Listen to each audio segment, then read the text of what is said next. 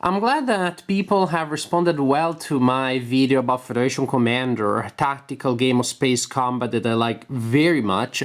And people have asked me if I would make a video with a gameplay sample to give them more of a detailed impression, idea of how the game actually works. And today I'm going to do precisely that. I'm going to play a couple of impulses here using a Klingon frigate and a Federation frigate. I'll see if we're going to move things around and go through the procedures to give you a better sense of what you would be experiencing when you're playing the game. A warning, when in the past I did this kind of thing, just playing in front of the camera and commenting on what I was doing, I always made mistakes in all of my videos. Mistakes about the rules, or I made some silly decisions as to the strategy of the parties involved.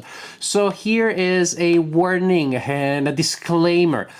Trying to remember all the rules that I'm trying to implement, trying to explain what I'm doing and why I'm doing it while I'm doing it. That's a lot of multitasking that my brain will be involved in, and probably I will make some mistakes. So please do not hold that against me, and try simply to get a sense of how the flow of the game is, and then if something is mistaken in the rules as I'm implementing them, then we'll just let me know so we can add a note at the bottom of the video. Anyhow, we're gonna have a couple of impulses in which these two ships are simply going to attack each other. We'll assume a generic scenario in which they're trying to destroy each other. There's also a couple of other things that we are assuming. First, we are going to play at the squadron scale instead of the fleet scale, which simply means we're going to have more boxes, more details, and more options. We are assuming that the photon torpedoes of the Federation frigate are fully loaded, so we assume that the energy cost for loading those has been paid already and they're ready to fire. Photon torpedoes take a turn to arm, to preload, and then another turn to load them fully, and that is when you can fire them, which simply means you can fire them no more than every other turn. Also, I've already set up a base speed of 16 for this frigate, and I paid the corresponding cost of loading and paying for the cost of the speed.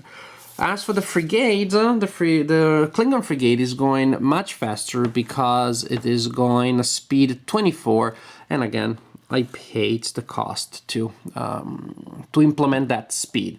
So we are pretty much good to go with a Federation ship that goes up to 16, that has a base speed of 16, and one that has 24.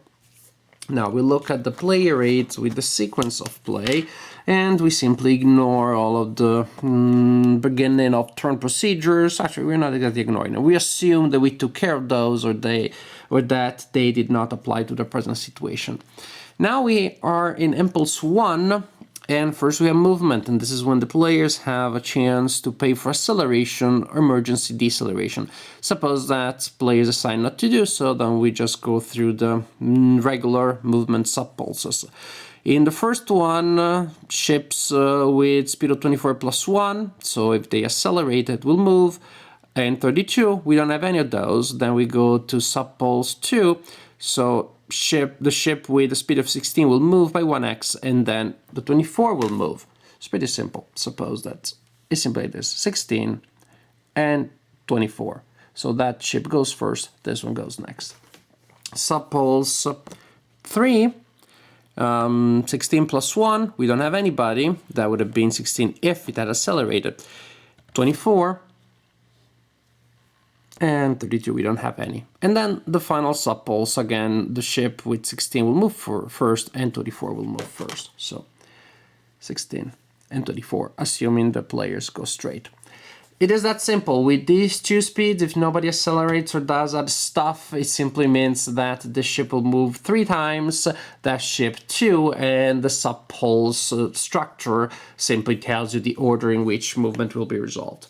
Now we have the direct fire attack. Well, first we have the defensive fire, doesn't apply. Then we have offensive fire, other procedures, possible launch procedures. Suppose that nobody does anything with their weapons, so we immediately move to impulse 2 of the turn. Pay for acceleration. Well, suppose that now this time this frigate here decides to go a little faster, so decides to purchase a point of acceleration.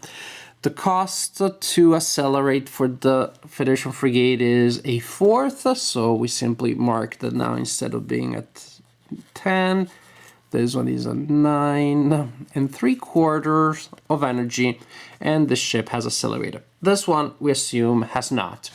So suppulse 1, 24 plus 1 and 32, still no one moves. And then we have 16 and 24, then we have 16 plus 1 and 24, 16 and 24. It simply means that they both move 3 times, and the Federation frigate moves first every time. Now we assume that this frigate decides to turn, so it moves like this, turns like this, and we place a turn point marker where it turned, so that we know where we need to start counting hexes through which the ship moves straight before it is able to turn again. Then it is time for this frigate here to move, and we decide that this frigate is going to slip on this side, and we place a slip point marker to mark where that happened. So that was movement suppulse 2. Then we have the next one, and this time this ship decides to slip. Look, I don't know if what I'm doing makes any sense in terms of strategy. I'm just trying to show you how it may work. Like this. And then we have the last movement suppulse, in which they both decide to go straight, for example. Does that make any sense? Probably not. But we resolved movement in impulse 2. We've unthrottled the suppulses, and now we resolve these other things. Defensive fire doesn't apply because simply doesn't apply. There aren't weapons that need to be defended against using this procedure. Offensive fire, oh, this is when it is interesting because now players can fire at each other. So we decide that we are going to result a direct fire from the Federation frigate first. The order doesn't matter because it's simultaneous. Even if I were to destroy all of the weapons of the opponent will still get to fire within this impulse. So the Federation frigate decides to use a phaser 1 with the RS arc, so it covers anything on this side of the board, so definitely we are within the fire arc. And then a photon torpedo, which can reach the forward arc, so anything that extends from here. And again, we are there. So phaser 1, resolve a phaser 1, for which we have to pay a point of energy. Here we go. We're down to 8. Looking at the phaser 1 table, we see that the range is 5. 1, 2, 3, 4, 5. So we'll use this column here. We roll a die, no modifiers, 4, 4, and 5. We inflict 3 points of damage to the opponent. And looking at the angle where the phaser hits, we determine, using this line of sight here, that this shield here was hit. And we say that the opponent simply takes 3 points of damage, like that. Now, the photon torpedo can be overloaded at the moment in which it is fired, and we assume that we decide to do so. The frigate spends 2 points of energy to overload it, so that then this column here will be used instead of the standard one. The range is still 5, so we use this column here, which means that this range, the torpedo will hit on a roll of 1 to 3. Nope, that's a miss. So we simply wasted that torpedo, so we simply mark that we fired it. Or you simply erase all the marks. Well, technically it was the other one that fired, actually. Here we go. So that was it for that attack, and then the Klingons decide to fire. The Klingon decide to fire with 2 phaser 1 and forward arc. Same thing, they do get to hit the opponent, so they had 2 phaser 1. What else? Oh, they also decide to fire with a disruptor here. So to resolve the two phaser 1 attacks, we roll a 1, so range 5, roll of 1, then it's 5 points of damage. 5 and 5 is 3 points of damage, so we have a total of 8. And then we have the Disruptor. The Disruptor, it's firing at range 8, and the Klingon decide to overload it, so they pay the extra cost in energy for that. Paid. And then they are gonna use that line here, the overloaded line. At range 5, they will hit on a 1 to 4. And that's a miss. Oops, too bad. Let's cheat. Oh gosh, look at that. What a beautiful hit. Yes, it was a hit. So the overloaded torpedo inflicts 6 points of damage. If I'm not incorrect, I believe the previous two attacks had dealt a total of 8 points. So this would be 6 and 8 is 14. When you have over 10 points of damage, for each 10 points of damage that inflicted on the opponent, 1 point burns through the shield and is immediately inflicted in internal damage. So with 14 points of damage, 13 will apply to this shield here that is hit, and 1 will go through. So we take our marker and we'll simply mark 13 here. Well, let's see, the total is 15, it is 18, so 1, 2, 3, 4, 5. It simply means that 5 will not be affected. Oh, definitely not the right marker I selected here. 1, 2, 3, 4. And 5. And 1 burns through. To determine where that hits exactly, we'll look at this table here. We roll a die. We use line number 2, and we have a phaser. Oh, that's annoying. So I need to choose a phaser here that is disabled, and we say that this one is disabled. Won't be able to fire until I repair it. Then we have the, then we are back to this sequence here, because we resolve offensive fire. Suppose that there are no other functions that need to be resolved here. Now we get in the launch phase, in which the Klingon do decide to launch a drone. So we mark that on their card. They fired a drone from their drone rack Z, and we simply place the drone where the firing weapon, when the firing ship is. That drone now is going to be a piece on the board, and it's going to move during the movement subpulses, and it moves at speed 24. That resolves that impulse. Now we are at impulse 3. Suppose nobody's paying for acceleration or declare emergency, so we are back to base speed of 16 and 24.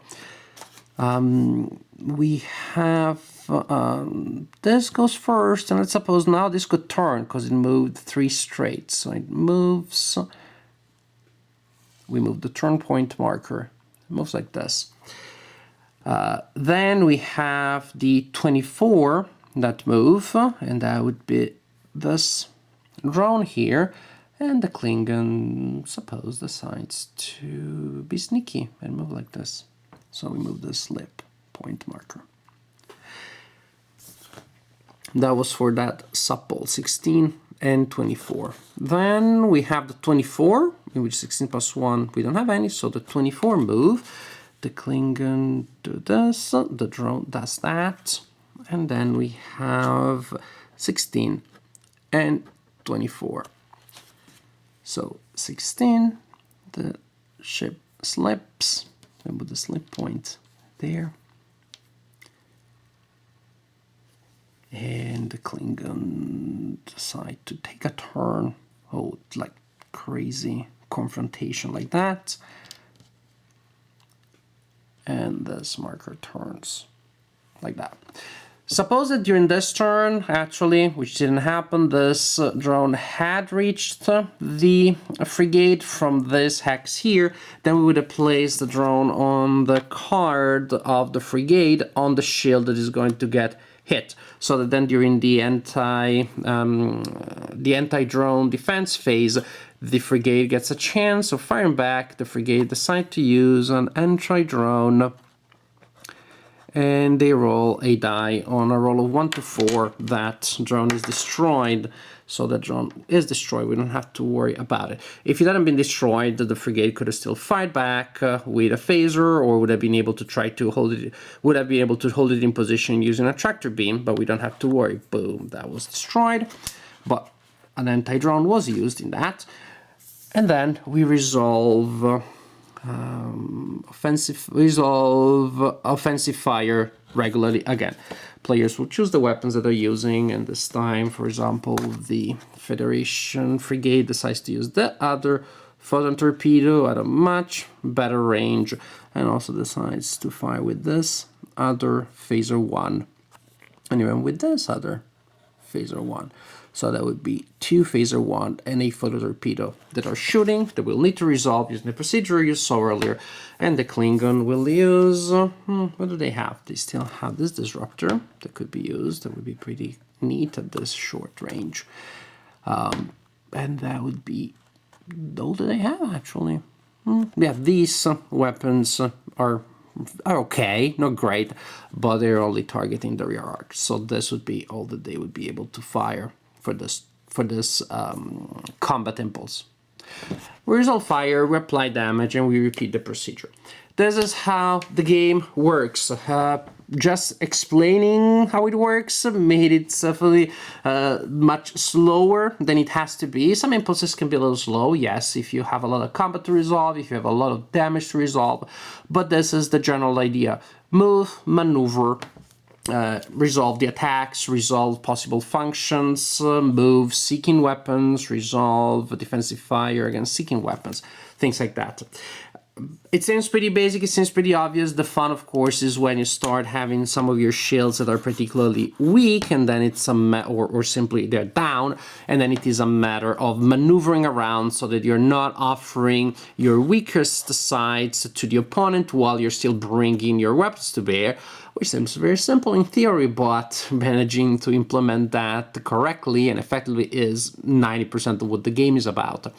Other things that could be done, well, there's just so many. You could spend energy to try to reduce damage to your shields. As that comes, at the end of the turn, you may shift some of the damage from any one shield, which is not entirely down, to another shield. You could launch suicide shuttles. You spend energy point to charge nuclear warheads in suicide shuttles, then you place the counter for the shuttle on the board, and the shuttle will move and will become a seeking weapon, a very slow one, so on and so forth. So many different things. But the flow of the game is pretty simple. Once you stop being scared by looking at a player aid that has 8 impulses and 4 sub-pulses for each impulse, you realize that that very detailed player aid simply allows you to resolve simultaneous movement at different speeds with a lot of subtleties and nuances that come from that, and without making the system particularly hard to resolve. Resolving all the procedures feels a little burdensome the first time or two that you play the game, but after that it becomes second nature. And the flow of the action and the subtleties of the narrative emerge, and that of course is when the game is really fun. I hope you enjoyed this little gameplay sample, and I hope you decide to give a try to this game because it's a phenomenal game. There are many ways that you can get started with Federation Commander, including a free demo that you can simply print and play from the website of the publisher. So have a look at that if you don't feel like investing any money in the system just yet, but please do yourself a favor, do try this game, because if you like wargaming, if you like tactical games, if you like games about maneuver, this game definitely is for you.